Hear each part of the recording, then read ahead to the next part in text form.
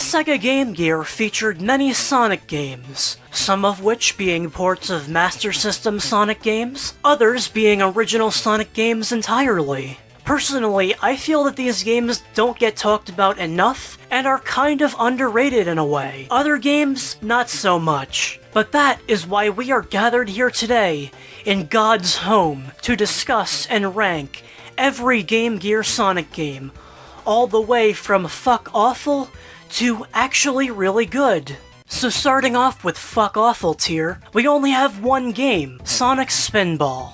Now, Sonic Spinball on the Genesis is actually a pretty good game. Even if I don't go back to it as much as the other Genesis Sonic games, I still think it's a good time from start to finish. I cannot say the same for Sonic Spinball on the Game Gear / Master System. This has to be one of the worst games I think I've ever played in my entire life, and I'm not exaggerating. It's very clear to me that the Game Gear and Master System cannot handle this game. Not only do the animations and character sprites look very choppy and lazy, but again, it's clear to me that this is just a downgraded port of a Genesis game, and thus wasn't meant to run on 8-bit consoles. The physics don't help much to combat the feeling of sluggishness you get while playing. In fact, this game is so boring that I've never beaten it before. Can't say I haven't tried to finish it though. It's just that every time I try to beat it, I give up after like 20 minutes because I just can't put up with it. Avoid this one and stick with the Genesis version. Now we're moving on to the It's Kinda Shitty tier. In here we have 3 games, Sonic 2, Sonic Drift, and Sonic Drift 2. The 8-bit version of Sonic 2 isn't particularly the worst thing I've ever played, but I think it acts as a good example of how a game being hard doesn't automatically make it good. You see, the level design in a lot of this game feels very half-baked and in many places unfair because of the many leaps of faith you'll need to make as a result of the Game Gear's intense screen crunch.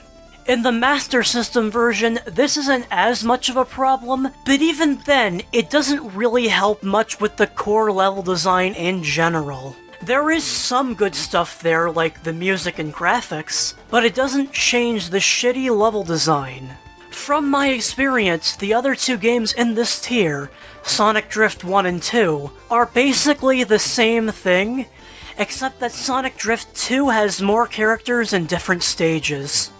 Honestly, my problems with these just stem from the fact that they're shitty racing games made for the Game Gear, a console which, in my opinion, cannot comfortably emulate these types of Mario Kart clones. Again, they're not awful, but they certainly aren't comfortable to play on the Game Gear. Now that we've dug through the shit, we can finally get to what I think of as the shining stars of the Sonic the Hedgehog Game Gear lineup in the decently okay tier. And with this tier, I bring some rather controversial opinions. Starting off this tier is Tails Sky Patrol, which is one of the 2 Game Gear games to feature Tails as the main character. Overall, I like what they did with the gameplay in concept, but I wish that they did a little bit more with it. I also wish that the game was longer than 40 minutes. I'm not joking, by the way. This game is literally 40 minutes long. Hell, maybe it could even be 20 minutes long if you're good enough. And then there's Sonic Labyrinth, which I think gets too much hate. Sure, some sections can be annoying and it kinda sucks that you can't go fast, but overall I think this is perfectly fine for what it is. Could it have been better? Absolutely. But even then, I still enjoy playing this one from time to time. Closing out this tier is another widely hated entry titled Sonic Blast. If you couldn't tell already, this is clearly supposed to be an 8-bit version of Sonic 3D Blast, a game which also lives in infamy in the Sonic fanbase. Just like the other 2 games in this tier, it's not the best thing ever, but it can be enjoyable from time to time. Also, you can play as Knuckles, so this is automatically really cool.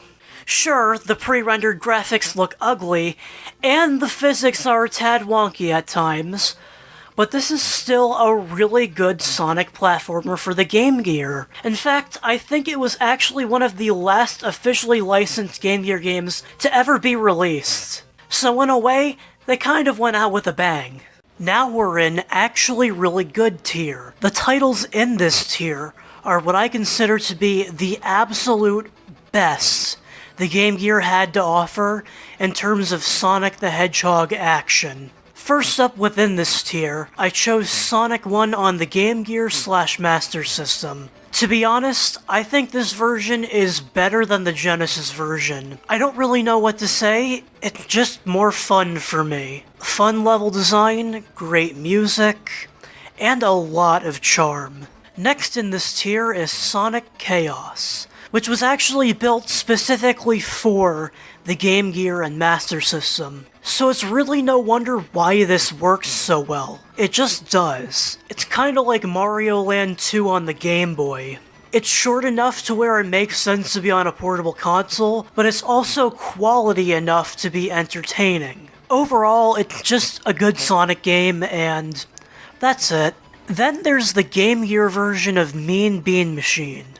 And yeah, just another version of Puyo Puyo.